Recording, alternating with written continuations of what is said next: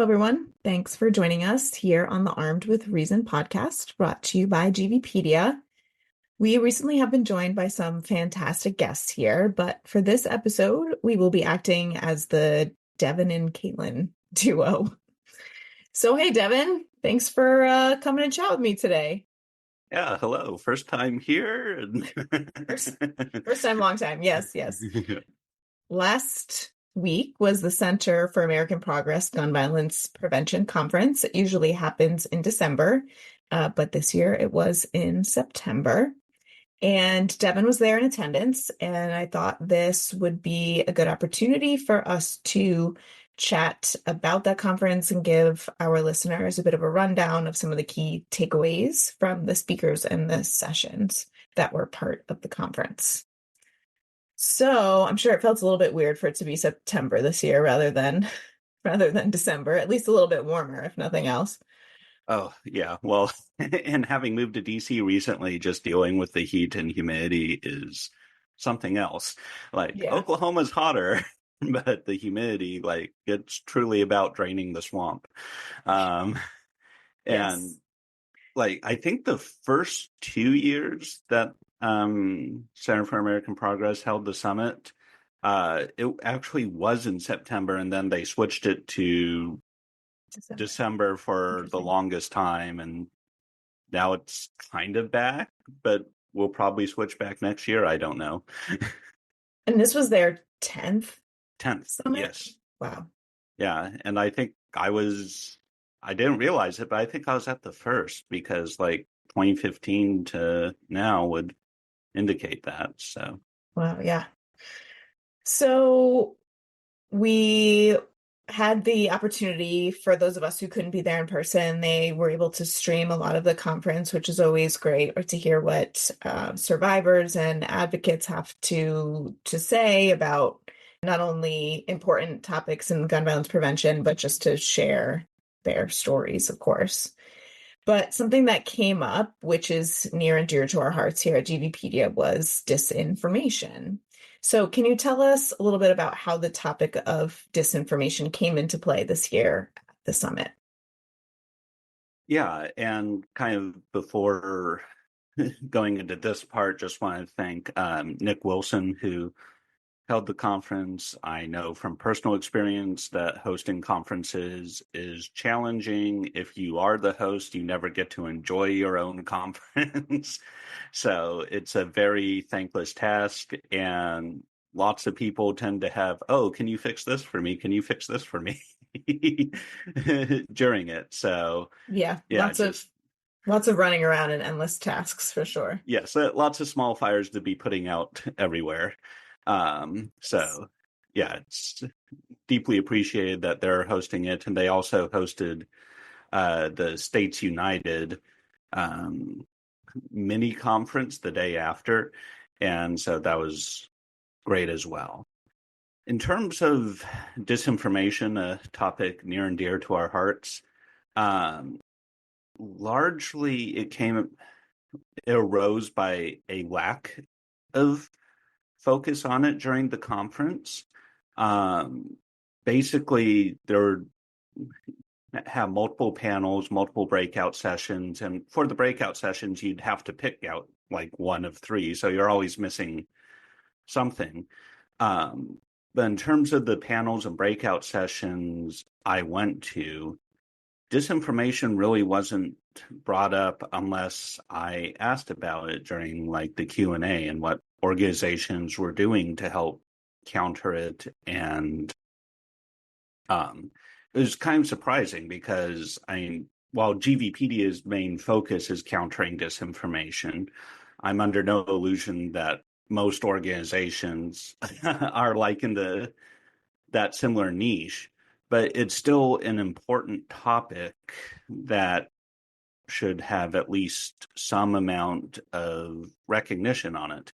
Because whenever anybody in the gun violence prevention movement is putting out accurate information, the gun lobby always has a voice in how it's going to respond. And how we respond to that response matters a great deal. And there's a large section of academic research that shows just putting facts out there doesn't necessarily work. If the facts are just put out there, nobody hears some opposing disinformation, it can work. But the gun lobby has vast resources, media channels dedicated to pushing out their narrative. And so that disinformation is being spread widely. And this has come to a head recently a couple times where John Lott, a favorite topic of GVpedia and Armed with Reason, has been basically unofficially become a campaign surrogate for the Trump campaign on the topic of crime, and arguing that crime has skyrocketed in recent years while it plummeted under the administration of Trump, which the data shows is the opposite of true. But those claims are being put on a megaphone, as it were. And then a few weeks ago, there was a video based on John Lott's work that Elon Musk, the owner of what was formerly Twitter and the richest man in the world, tweeted out to some 11 million views. And while some gun violence prevention organizations have the budget and have had campaigns in the past that could reach millions, like reaching 11 million people just in a single post or tweet with that sort of disinformation, like that's a massive reach. And particularly in an election year where people are swayed by information or disinformation, every little bit counts. And it was just slightly disconcerting to see that it wasn't really a topic of interest at the conference. And now with these conferences, there's always like so many different things that you have to cover, and there's no way to cover them all. But disinformation is a root cause of gun violence and is something every organization is going to be facing in their work, whether they're researchers all the way down to local programs. So, yeah, it was slightly disconcerting, but hopefully there'll be some shift to helping counter it. Yeah, I would certainly say disinformation is not only the root cause to gun violence, but the root cause of quite a few issues of consternation here in our country, right? And, there's many reasons why disinformation spreads the right way it does. Obviously, social media. And like you said, somebody sharing a video on X, formerly known as Twitter, can easily get, 10 million views, really, without anybody having to do much work whatsoever. Certainly punctuates the ability for disinformation to spread widely and quickly. Yeah. And when it comes to gun violence in particular, like the reason people buy guns overwhelmingly is due to the belief that that purchase will make them safer. Right. And the idea that it makes them safer is disinformation. And so it's at the core of that. And most people, when looking to buy a gun, like aren't doing so to, like this could harm others. That's why I'm doing it. It's for protection. And even most people in the more pro-gun space, like they don't think that, we're the bad guys causing more deaths. Like they think they're making things safer, even though the evidence is against that. And the evidence that they draw on comes from disreputable sources. And so at the root of it all is ideas, and ideas change actions and change minds. And recognizing that is something that all of us can do. And even outside of the policy work and other programs, every single organization, every single person can help on this, regardless of what happens politically.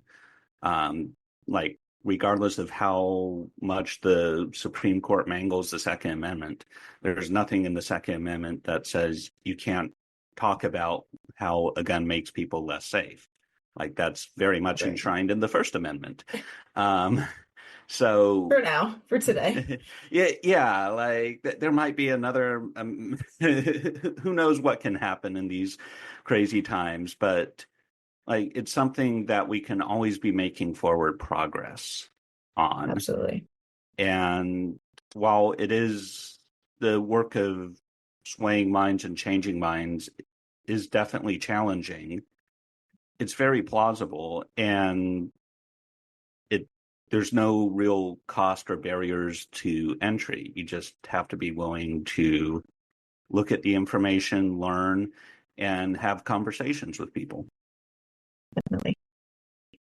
Speaking of conversations, can you talk about the importance of bridge building in gun violence prevention and what you mean by that? Yeah, so to kind of answer the second part first, basically bridge building is having those sort of conversations and connections with other people, in this case, in the space. So at the conference, probably around half the people, I didn't know who they were. And part of that is that gun violence is always an ever expanding area where more and more people tragically come to the space each and every year due to losses. But a larger part of it is that there are hundreds, if not thousands, of gun violence prevention organizations across the country doing this work. And it's really challenging to know who all of them are and like what work they're doing, where it is, and trying to build bridges between those organizations is a challenge, particularly if you're like me in a conference and I'm basically a hermit. Like it goes against my introvert soul, but it's something that like is important. And the point of conferences, even more than listening to the panels, is forming those sort of connections. And one of the ways we like to describe GVPD is serving as a bridge between the academic and advocacy worlds. And it's also important to recognize that those bridges are two-way streets. It's not like, oh, here's all this academic information that everybody else now needs to learn. But the advocates at the state and local level have a lot to offer to academics as well. It's like, here's the pressing problems, here's what we're encountering on a daily basis, and leading to areas of study and figuring out what works and what potential methods might need to change. And so it's not a lecture, it's a dialogue.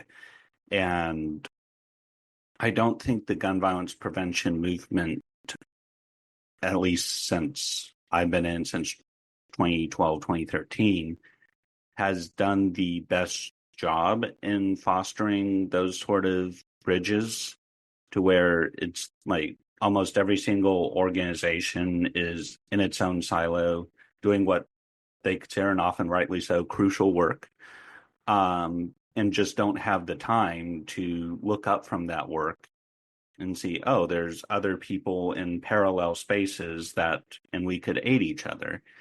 And this can often be made worse by some of the larger funders out there who will actively play gun violence prevention organizations against each other, where it's like, oh, we're going to have 250 or so applications for a grant that only has 10 slots. Please explain to me why your organization is worthy and none of the others are. Right. And that sort of like competitive, like I can understand it from the funders' perspective because they want the money to be going to the most effective programs typically, but it creates an unhealthy competition among groups that could otherwise be working together and recognizing like, hey, we have a advantage working in this space, you have an advantage working in this space, we can help supplement each other. And instead it's pitched as there's only one slice of pie left at the table, fight for it. And this can often lead to groups having a lot of animosity towards each other when they're both desperate and starved of funding, or like having groups, why aren't you paying for people, to groups that are pure volunteer based because they don't have a budget. And then a lot of other funding goes to larger organizations because they have those national connections already built in. And so basically the larger organizations tend to get larger and the smaller ones fight with each other. And it's just not healthy, and it creates unhelpful friction that is the opposite to bridge building. Right. I think when we become part of the movement, right, whether it's in a paid role or a volunteer role or, you know, a survivor role, right, you're here to share your story to make sure that other people don't find themselves in the same position that you have found yourself in. I think in general, people assume, you know, it doesn't matter who gets the credit as long as the work gets done and we make the progress that's required. But the catch to that certainly is if you are competing for resources, it does matter who gets the credit, because that's how you continue to prove your worthiness to the powers that be that are divvying up said resources. So, you know, and again, with a lot of things in the gun violence prevention world, that's certainly not unique to us. But as resources are not infinite, it makes things a little more complicated. But that is the beauty of things like summits and conferences, to get together to have those conversations with people face to face. Can you explain your concerns of saying we are leading the gun violence prevention movement with a public health approach? The caveat to this is, I feel like if I was asking you this question 5 years ago, well, rewind, I wouldn't be asking you this question 5 years ago, but we live in a different world now, post pandemic. So I think that's why that's here in the first place. So what do you think the issues are with saying that the gun violence prevention is being led with the public health approach? Yeah, and it's kind of an interesting paradox because a public health approach is important, but it's also in many communities as a brand seen as political poison. And so what is meant typically by a public health approach is you're not just relying on law enforcement to solve the problem by like cracking down on guns and arresting people. Like you're not going to arrest your way out of the problem.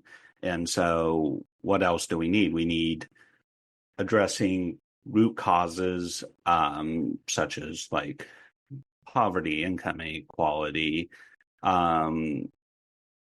structural factors such that go all the way back to redlining. Like, and as a brief tangent on that, I was exploring our own data viz and was looking at Washington, D.C. And I believe it's that there's basically this line on the map that's this one street. I believe it's 16th Street. And to the east of that, it's so many gun violence incidents. To the west of it, only a handful. And what's the reason for that? Well, it's where back like a century before, it was the separation between white and black DC and all the investment and stuff that came with that.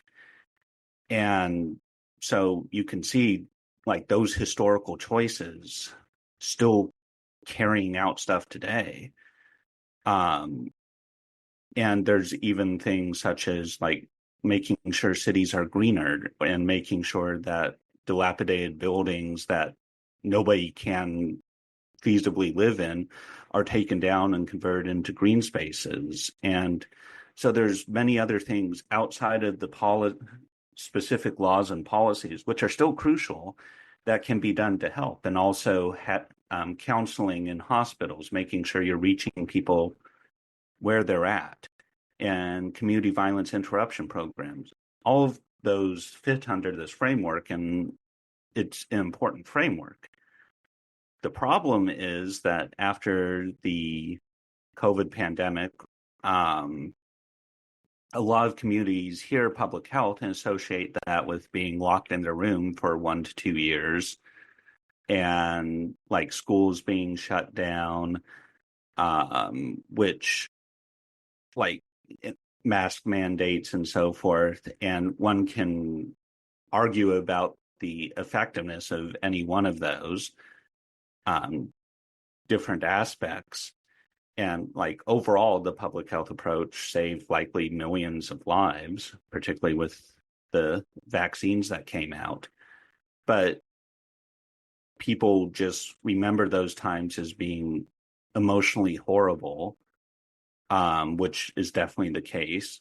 Masks are not comfortable to be wearing around.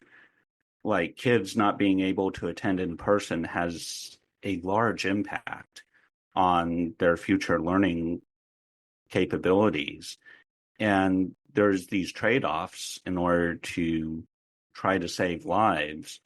And people remember the negative ones, not the, oh, this person is alive today when they might not have been, because you can't prove that. It's really hard to prove a negative, and that's kind of what's being required there. And so the public health brand, particularly in states that are conservative, if you're bringing a public health approach to them, like the moment you say public health, the conversation's over. And we can say that shouldn't be the case, but ironically, part of a public health approach is all about meeting people where they are. And right now, there's a lot of people out there where meeting them where they are means not leading with public health branding. So in order to do a public health approach, realistically, in many of these places, you can't call it a public health approach.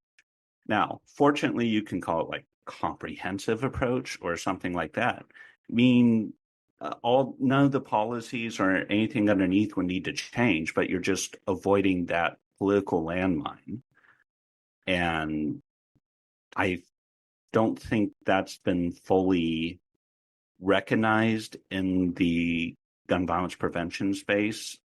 One of the aspects of holding the conference in DC is you have a lot of people from the East Coast, which tends to be more liberal dominated, as it were, and people who are more likely to see Anthony Fauci as a hero who deserves the Nobel Prize rather than being locked in prison forever. Like, so even kind of bringing that up, it's like, well, what do you mean? The public health approach was fantastic, but in a lot of places, it's seen with horror.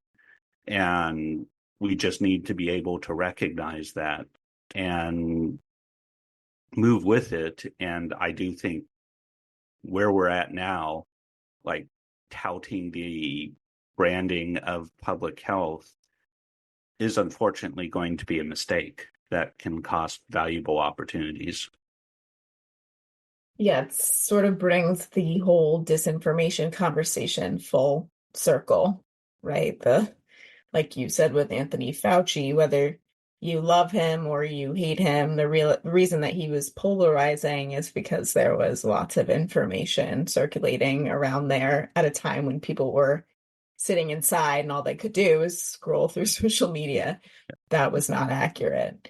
So, and I've found it very interesting, again, not just in gun violence, but this is the good example when it comes to gun violence is you won't take what a doctor says, like somebody who's been to school for an exorbitant amount of time at face value, right? You have to do your quote unquote own research, but you will take something that someone says regarding your safety being exacerbated by owning a gun as gospel, even though the person who says that certainly has credentials nowhere near that of a medical doctor. So yeah, it's like my good friend, the neighbor, says guns make you safer. Like, right. why should I believe you with dozens of years and like studying? And I mean, it kind of goes back to the, like, if your like kitchen sink is broken or whatever, you call a plumber.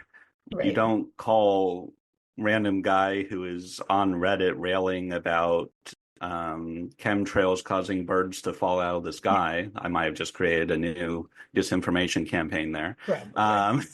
Like for so many things in our lives, we recognize like expertise does matter.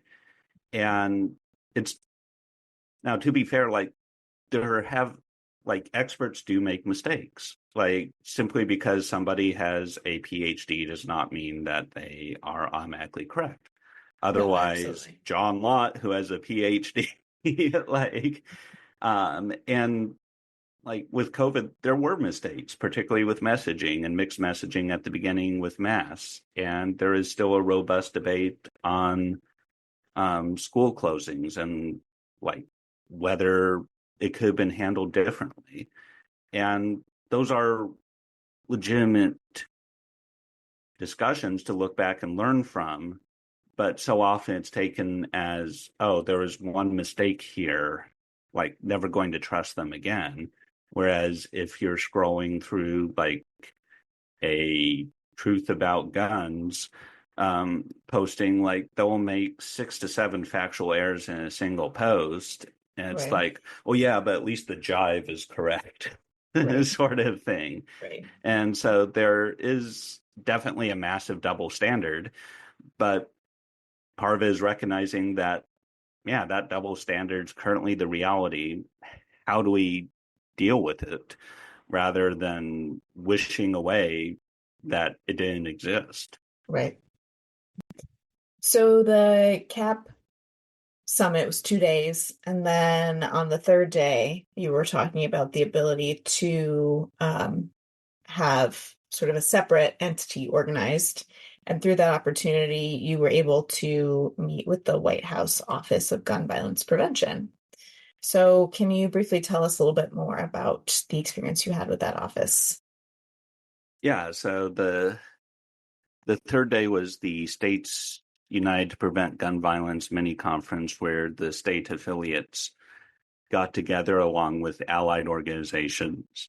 I've been involved with States United and a variety, or sorry, States United, to in a variety of capacities for a decade or so.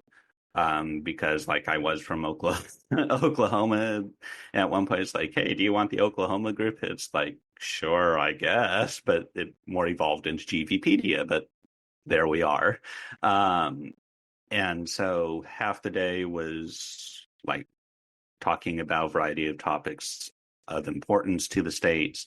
And then we had the opportunity to visit the White House Office of Gun Violence Prevention, which is in the West Wing. So you're able to see the White House off to the side. But you're in a large building with a bunch of other offices. And we got to meet with Rob Wilcox and Greg Jackson. And it was important to see like the sort of work that they've accomplished in terms of a lot of it is just getting like governmental agencies and organizations talking with each other and outside of their silos, and kind of going back to the bridge building. Like a ton of what the White House Office of Gun Violence Prevention is bridge building within the government, almost behind the scenes, to be able to respond to tragedies where it's like, hey, the FBI has its response, but we can also get housing and urban development if a shooting occurs in a space that's government subsidized. They can help then. There's like environmental stuff, potentially. All these different agencies have a role to play and frequently don't talk with each other, but now are able to through this office, and basically showing like, hey, here's the federal resources, also recognizing how limited the federal resources still are, because like with gun violence archive data, there's now around 600 mass shootings a year where 4 or more people are shot. The Office of Gun Violence Prevention is able to respond to maybe 8 of those. And that leaves a lot of the smaller mass shootings that don't get national attention, just they're out of luck, at least at the national level. But many states are also creating their own offices of gun violence prevention. And hopefully the national one can serve as a template or model for those other ones, and basically providing like, hey, here's the resources if a tragedy happens, here's how to direct people, and really trying to build those bridges. And so that works positive. One of my fears with the office is if the coin flip that is the November election goes a certain way, that office could very easily be disbanded, or worse, you have John Lott at the head of it.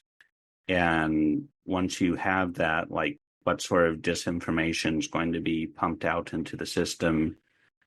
Like, what sort of relationships are just going to be tarnished and damaged? And it's hard because, like, it's super important to have the office, but at the same time, like, that office can be potentially weaponized.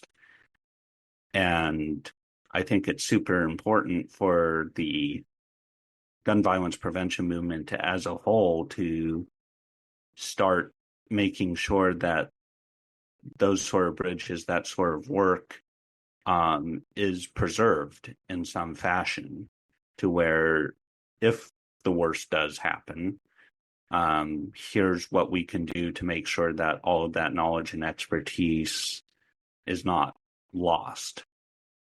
And like, the White House office itself can't really do that because, like, they're still very busy building bridges and such, but it's something all the rest of us can hopefully help to do, and create that network and structure that's resilient enough to last another 4, 8, or however many years. Yes, absolutely. Well, thank you for giving us a rundown of the conference. It is October now, which is hard to believe. And October is Domestic Violence Awareness Month, which unfortunately we know guns play a huge part in domestic violence in this country. So I am just putting it out there here in this podcast to anybody who's listening, that while we have some individuals whose stories we would like to share as survivors, that we've reached out to, and that we have plans with to put some of their stories forward to our listeners and our readers on Substack. If you can think of anybody who is a survivor, or if you yourself are a survivor and you are interested in sharing, please reach out to us. We certainly can share your story in a way where you don't have to use your name or any photos or anything like that. So again, one of the big reasons why we felt like it was so important to launch Armed with Reason a year and a half ago now was to amplify stories of survivors. So every month is really important with all the themes related to gun violence, but this one particularly so. So please feel free if you have anything that you would like to share with us or anybody who you would like to recommend that we reach out to. All right, Devin. Well, I think that's it for this episode.